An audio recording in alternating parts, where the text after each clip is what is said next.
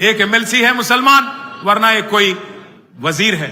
ఇంకొక మాట, పోయినసారి ఇక్కడ అజారుద్దీన్ గారు పోటీ చేసిండు, మీ అందరికి తెలుసు, ముఖ్యమంత్రికి కూడా తెలుసు. అజారుద్దీన్ గారు మరి మళ్ళా టికెట్ అడుగుతాడేమో అని చెప్పి ఏం చేసిండు ఈసారి, ఆయనకి ఏదో ఎమ్మెల్సీ ఇస్తున్నా అని చెప్పి ఒక కాగితం ఏదో తయారు చేసి ఆయన ముఖాన కొట్టిండు, ఆయనను కట్టుకొట్టిండు, బక్రా చేసిండు. ముఖ్యమంత్రికి కూడా తెలుసు అది నిల్వది. అజారుద్దీన్ కి ఇచ్చే ఎమ్మెల్సీ కోర్టుల నిలబడది, కోర్టులో ఆల్రెడీ కేసు నడుస్తున్నది. అట్లాగే పక్కన షేక్పేట్ల ఖబరస్థాన్ కు జాగా ఇచ్చినా అన్నాడు, అక్కడ పోతే అది నిలబడది కోర్టులా అని తెలుసు. ఆర్మీ వాళ్ళు వచ్చి వాళ్ళు నిలగొట్టిరు అక్కడ. అట్లాగే 42% రిజర్వేషన్ అంటాడు, అది కూడా కోర్టులో నిలబడదని తెలుసు. ముఖ్యమంత్రికి తెలిసి ఇవాళ జూబ్లీహిల్స్ ప్రజల్ని, బీసీలని, మైనారిటీలను మోసం చేస్తా ఉన్నాడు. అందుకే మరి జూబ్లీహిల్స్ లో కాంగ్రెస్ పార్టీని చిత్తుగా ఓడిస్తే తప్ప మరి ఈ హామీలు అమలు కావు. జూబ్లీహిల్స్ గల్లీలో మీరు పంచుకొడితే ఢిల్లీలో అధిష్టానం అదిరి పడాలి. రేపటి రోజున ఖచ్చితంగా ఒక్కొక్క వాగ్దానం అమలు కావాలి.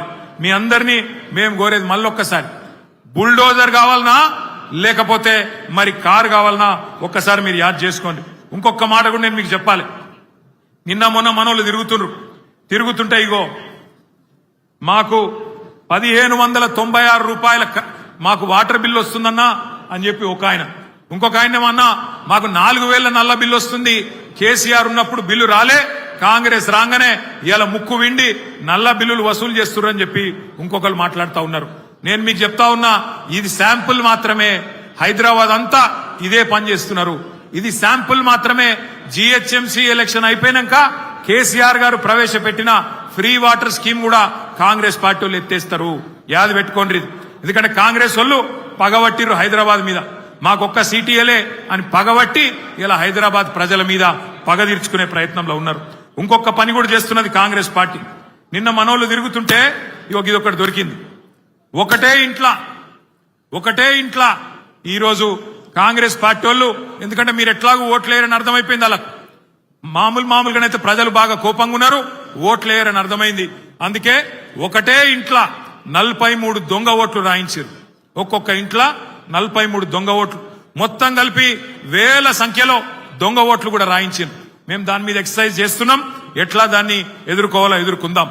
కానీ మిమ్మల్ని కోరుతా ఉన్నా, హైదరాబాద్ లో జనరల్ గా ఓటింగ్ తక్కువ అవుతుంది, మీ అందరికి తెలుసు, ఎప్పుడు 50% దాటది. అందుకే మనం చేయాల్సింది రాబోయే నెల రోజుల పాటు ఇంటింటికి పోవాలి, బాకీ కార్డు పట్టుకొని పోవాలి. ఎవరైతే మీకు గట్టిగా చెప్తారో అన్నా మళ్ళా కేసీఆర్ రావాలి అని వాళ్ళందరినీ కూడా కడుపుల తలబెట్టి అవసరమైతే కాళ్ళు పట్టుకొని అన్నా నువ్వు రా, ఓటింగ్ కు రా, ఓటై. అవతల దొంగ ఓట్లు రాయించుకున్నారు, ఆ దొంగ ఓట్లతో గెలిచే ప్రయత్నం చేస్తున్నారు.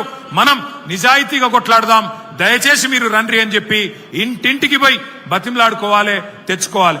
మన నాయకులు దగ్గర 55 మంది మరి వివిధ జిల్లాల నుంచి ఇన్ఛార్జీలుగా, ఒక్కొక్క క్లస్టర్ కి ఇన్ఛార్జీలుగా, 1000-2000 ఓట్లకి ఇన్ఛార్జీలుగా జిల్లాల నుంచి వచ్చినారు. వాళ్ళందరినీ కూడా నేను రిక్వెస్ట్ చేస్తా ఉన్నా, ఇంటింటికి పోదాం, ఒళ్ళు వంచి పని చేద్దాం. రాబోయే నెల రోజుల పాటు ప్రజల్లో ఏ కోపం అయితే కాంగ్రెస్ పార్టీ మీద ఉన్నదో అది పూర్తి స్థాయిలో ఓటు రూపంలో మళ్ళీ కాంగ్రెస్ కు ఒక శిక్ష పడేదాకా కష్టపడి పని చేద్దామని చెప్పి విజ్ఞప్తి చేస్తూ आखिरी में मैं इतना ही बोलना चाहता हूं हमारे कांग्रेस पार्टी के लीडर कैसे है बोले तो आज बोराबंडा में हमारा एक भाई था मोहम्मद सरदार.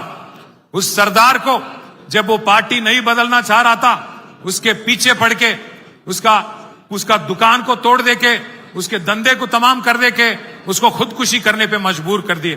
वैसे ही हर भाई को सता रहे हैं, हर बहन को भी आज कांग्रेस वाले सता रहे हैं. इनको सबक सिखाने का एक जोरदार मौका है. ना आपका नुमाइंदा है कांग्रेस की हुकूमत में, ना आपको दिया हुआ कोई वादा भी मुकम्मिल किया कांग्रेस पार्टी ने. 4000 करोड़ का बजट बोले थे, आज तक 2000 करोड़ का भी खर्च नहीं किए कांग्रेस पार्टी वाले. वैसे ही आपको वादा किया गया था माइनॉरिटी सब प्लान लाएंगे, आज तक वो भी नहीं करे. बहुत कुछ वादा करे बट वादों को सब पे मुखर के आज धोखा देने की कोशिश कर रहे हैं. आज तमाम भाइयों से बहनों से हमारी गुजारिश है, आप केसीआर साहब को और उनके जो कैंडिडेट हैं मागंटी सुनीता गोपीनाथ, जो गोपीनाथ साहब की बेवा है, उनको आपका मदद करिए, कार के निशान पे वोट दीजिए. 1 महीने के हद तक हम सभी लोग भाई की तरह लड़ेंगे और इंशाअल्लाह जीत के, बहुत अच्छी तादाद से जीत के आपकी खिदमत करेंगे. నెల రోజుల తర్వాత సునీతమ్మ గారు మీ ఎమ్మెల్యేగా మీ ముంగటికి వస్తారు. ఇచ్చిన ప్రతి వాగ్దానాన్ని నిలబెట్టే బాధ్యత ఈ వేదిక మీద ఉన్న మేమందరం కూడా తీసుకుంటామని చెప్పి మీకు విజ్ఞప్తి చేస్తా ఉన్నాం. 2 ఏళ్లలో మళ్ళీ కేసీఆర్ గారి ప్రభుత్వం రాబోతున్నది.